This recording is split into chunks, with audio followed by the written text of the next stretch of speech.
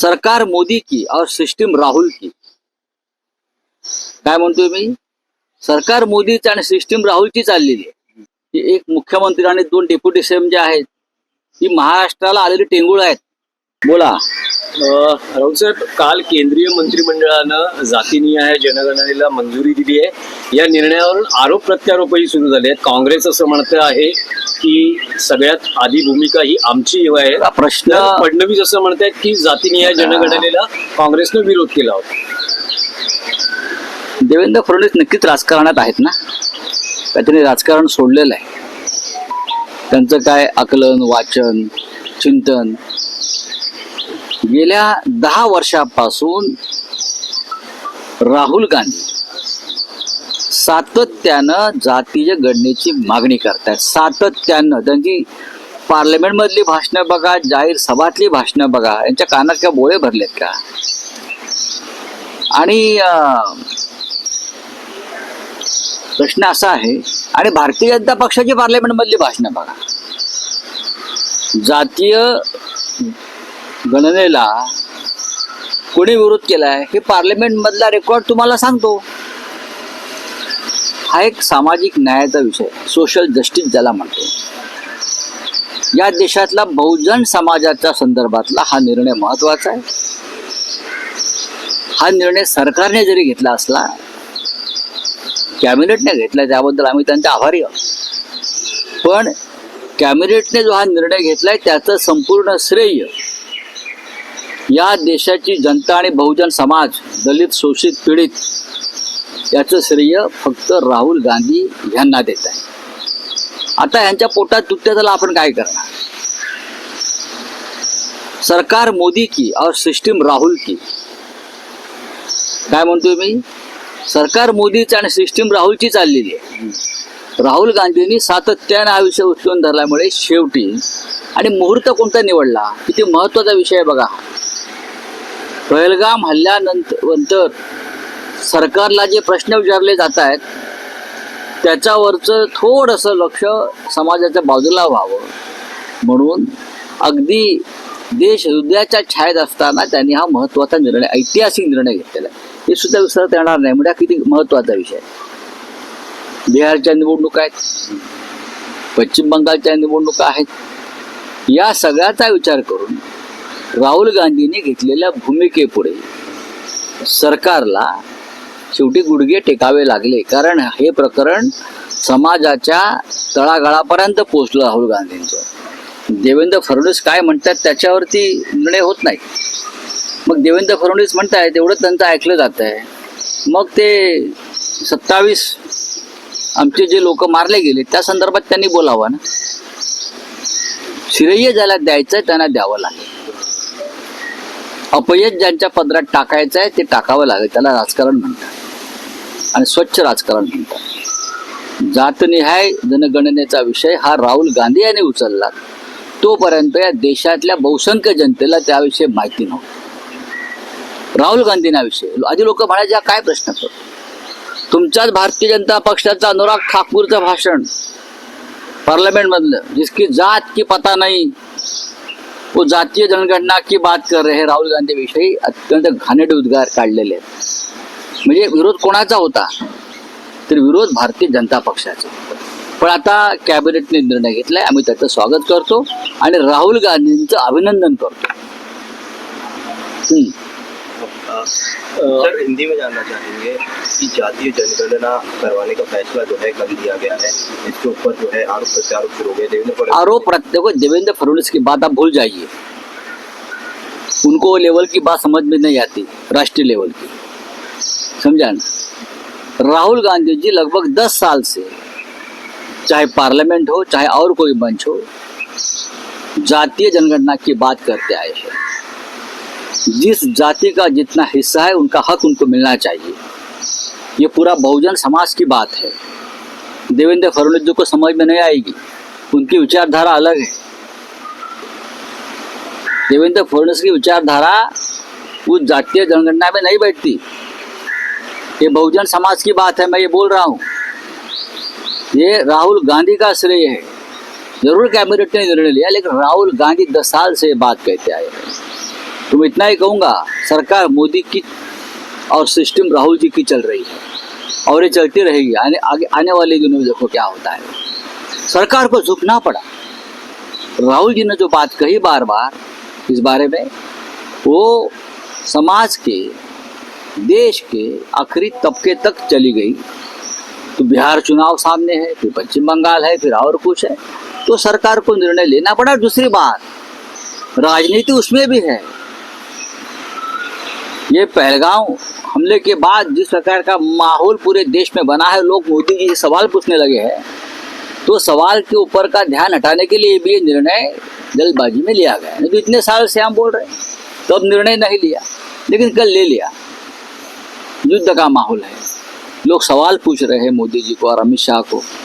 हाँ, तो ये भी एक मुद्दा है। सर, महाराष्ट्र दिन आहे आज. काय वाटतं गेल्या 2-3 वर्षांमध्ये जे सरकार आहे महाराष्ट्रात प्रगती झाली का? आणि मुख्यमंत्र्यांनी देखील आणि उपमुख्यमंत्र्यांनी देखील प्रगतीचा पाढा वाचलेला आहे आणि जनतेला शुभेच्छा. प्रगतीचा पाढा वाचणं आणि प्रगती पुस्तकावर शेरा असण्यात फरक आहे. पाढे वाचायला काय झालं त्यांना? कुठे आहे महाराष्ट्र? जो महाराष्ट्राचा एक बाणा होता, कणखर, खणखणीत, हा बाणेदार, दिल्ली पुढे झुकणारा महाराष्ट्र गेल्या 3 वर्षात निर्माण झाला. हे आता काय होर्डिंग लावतायत की सह्याद्री चाललेला आहे. कोण सह्याद्री? हिमालयाच्या मदतीला, असं काही होर्डिंग लागलेत आहे. हिमालय कोण? हिमालय कोण? हिमालय दिल्लीमध्ये उरलाय का? आणि महाराष्ट्रात सह्याद्री कोण? हे जे सरकार, हे एक मुख्यमंत्री आणि 2 डेप्युटी सीएम जे आहेत, ही महाराष्ट्राला आलेली टेंगुळ आहेत बरं का. एक टेकाड आहे आणि 2 टेंगुळ आहेत. मुख्यमंत्री टेकाड आहे आणि 2 डेप्युटी सीएम टेंगुळ आहेत. हे सह्याद्रीची उपमा स्वतःशी करतायत, म्हणजे हास्यास्पद आहे. हा यशवंतराव चव्हाणांपासून जे महान लोक होऊन गेले, जे सह्याद्री म्हणून आम्ही त्यांना हिमालयाच्या मदतीला त्यांची तुलना करता तुम्ही. अरे कुठे माननीय बाळासाहेब ठाकरे, कुठे माननीय शरद पवार जे देशाचे रक्षा मंत्री होते, कुठे वसंतदादा पाटील, वसंतराव नाईक, काय लेवल त्यांची बाई. आणि सह्याद्रीच्या, अरे काय तुम्ही कोण? टेंगुळ आहेत, टेंगुळ. हे टेंगुळ आता खाली जातील. राऊतसाहेब, मुख्यमंत्र्यांनी 100 दिवसांचं प्रगती पुस्तक जाहीर केलेलं आहे. ट्रम्पने पण जाहीर केलं. ज्यात महिला व बाल विकास तिथे अमेरिकेत ट्रम्पने पण 100 दिवसाचा कार्यक्रम त्याचं जे काय जाहीर केलं, त्यात काय तुम्हाला माहिती आहे, असे जाहीर होतात. महाराष्ट्र किती कमजोर झालाय या काळामध्ये, याचा एक तुम्ही श्वेतपत्रिका काढा. आपापसातल्या झगड्यामध्ये, संघर्षामध्ये महाराष्ट्र किती कमजोर झालाय. 106 हुतात्म्यांना पुष्पचक्र वाहण्याची तुमचा अधिकारच नाही. मी लायकी हा शब्द वापरणार नाही. तुमचा अधिकारच नाही. हा 106 हुतात्म्यांच्या स्वप्नातला महाराष्ट्र 3 वर्षात खतम करून टाकला यांनी. हा महाराष्ट्र दिल्ली पुढे झुकणारा आणि व्यापाऱ्यांना विकला गेलेला हा महाराष्ट्र निर्माण केला. चला राऊतसाहेब, पंतप्रधान आज मुंबईत आहेत. पहिल्या जागतिक ऑडिओ व्हिज्युअल आणि मनोरंजन शिखर परिषदेचं पंतप्रधानांच्या हस्ते उद्घाटन होतं. बघा, बेलगावमध्ये 27 लोकांचा मृत्यू झाला. त्यातले 6 लोक महाराष्ट्रातले. निदान 7 दिवस तरी दुखवटा पाळायला पाहिजे होता ना प्रधानमंत्र्यांनी. महाराष्ट्रामध्ये मनोरंजनाच्या कार्यक्रमाला येत आहे. हा, 24 तासात बिहारमध्ये प्रचाराला गेले आणि राष्ट्रभक्ती आम्हाला शिकवत आहेत. हे आम्हाला राष्ट्रभक्ती शिकवतायत, हे आश्चर्य आहे. अजून त्यांचा किंकाळ्या ज्या आहेत कुटुंबियांच्या आणि मृतांच्या आमच्या कानामध्ये घुमतायत. हृदयामध्ये आमच्या वादळ उठलाय. आणि प्रधानमंत्री आज इथे येऊन प्रवचन देणार सांस्कृतिक कार्यक्रमात, राजकीय कार्यक्रमात. ही देशभक्ती यांची आहे. हे पाकिस्तानशी लढणार आहेत. हे ढोंग आहे. राऊतसाहेब, तुम्ही गेल्या अनेक दिवसांपासून एक विषय बोलत होता. अखेर मुख्यमंत्री देवेंद्र फडणवीस यांनी वर्षा या शासकीय निवासस्थानी गृहप्रवेश केलेला आहे. काल गृहप्रवेशाची विधिवत पूजा झाल्यानंतर आता मुख्यमंत्री अजून काही पूजा राहिल्या आहेत त्यांच्या मुलीलाही 10वी परीक्षेत घवघवीत यश मिळाले. 92% मिळालेले आहे. ते सागर बंगल्यावर तिने अभ्यास केला म्हणून तिला 92% यश मिळालं. सागर बंगल्याचं यश आहे ती मुलगी हुशारच आहे. आणि मुख्यमंत्र्यांच्या मुलीला 92% मिळाले म्हणजे महाराष्ट्राला 92% मिळाले.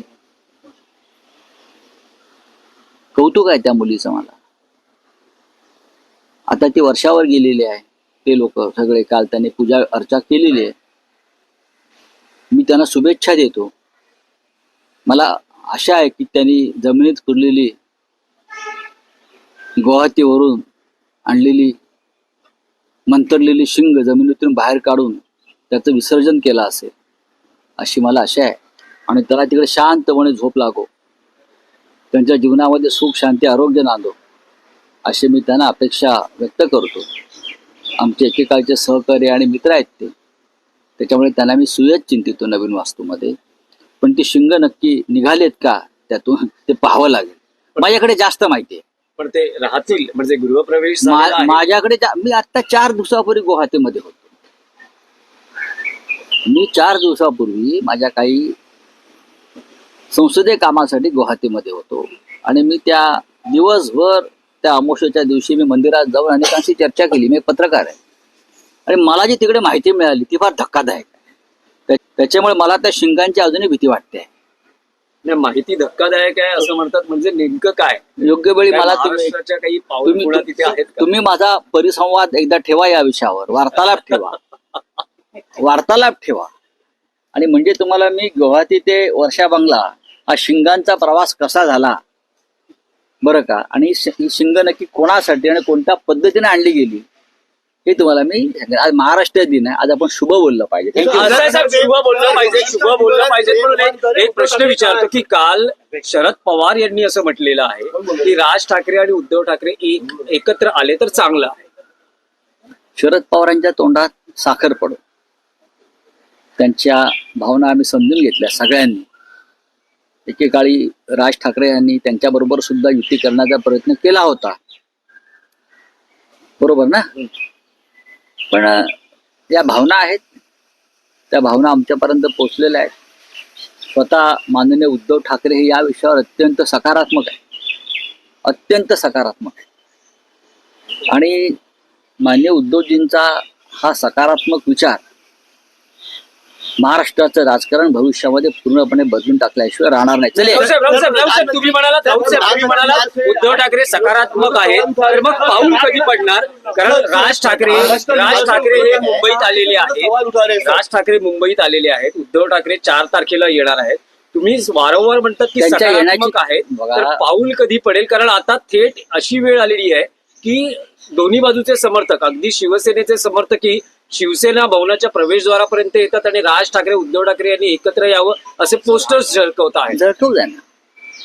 झळकवू द्या. आम्ही पाहिली पोस्ट असते, त्यात नवीन काय पाहू ना. आम्ही योग्य वेळी बघू. चला बोले. आपका क्या बेटा? प्रधानमंत्री आज मुंबई में है. एक तरफ जो है कश्मीर में हमला हुआ है 27. प्रधानमंत्री ने आज भी देश में शोक का माहौल है. महाराष्ट्र में भी शोक है. महाराष्ट्र में भी 6 लोग मारे गए. तो हमें लगा 6-7 दिन तक प्रधानमंत्री शोक में डूबे रहेंगे. देश पर हमला है, हिंदुओं पर हमला है. आज भी हमारे कानों में वो परिवारों का आक्रोश गूंज रहा है. वो खून के धब्बे हमारे आंख में है. लेकिन प्रधानमंत्री तुरंत बिहार में प्रचार को गए और आज मुंबई में एक सांस्कृतिक कार्यक्रम को आ रहे हैं. और ये बीजेपी के लोग हमें देशभक्ति के पाठ पढ़ा रहे हैं. ये 4 दिन नहीं रुक सकते. आज भाषण देंगे पहलगाम के ऊपर. आज बड़ा भाषण हमको सुनना है. चलिए, थैंक यू.